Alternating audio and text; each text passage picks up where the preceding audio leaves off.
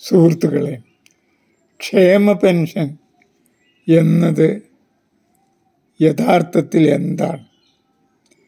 അത് അഴിമതിപ്പണമാണോ, കൈക്കൂലിയാണോ, അതോ യഥാർത്ഥത്തിൽ ഒരു ജനാധിപത്യ രാജ്യത്തെ ഉടമയായ പൗരന് കിട്ടുന്ന ഡിവിഡൻ്റാണോ? അതായത് ലാഭവിഹിതമാണോ? ഈ ഭരിക്കുന്ന പാർട്ടി യഥാർത്ഥത്തിൽ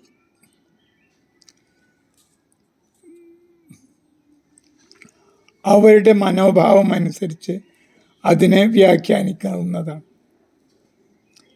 യഥാർത്ഥത്തിൽ ഒരു ജനാധിപത്യ രാജ്യത്തെ ഉടമയും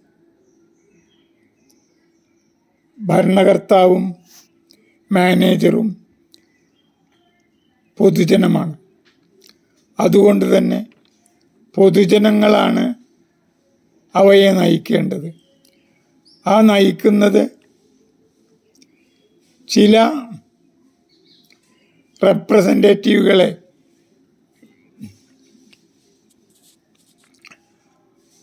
അല്ലെങ്കിൽ പ്രതിനിധികളെ ആക്കി ഭരിക്കുന്ന അതിനാണ് യഥാർത്ഥത്തിൽ ജനാധിപത്യ വ്യവസ്ഥ എന്ന് പറയുക. അങ്ങനെയുള്ള ജനാധിപത്യ വ്യവസ്ഥയിൽ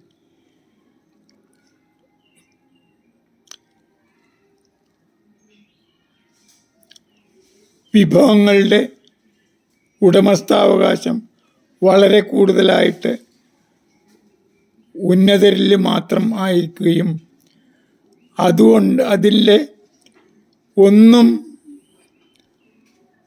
ഉടമാവകാശമില്ലാത്ത നിസ്സരായ ജനങ്ങൾക്ക് കൊടുക്കുന്ന പങ്കാണ് യഥാർത്ഥത്തിൽ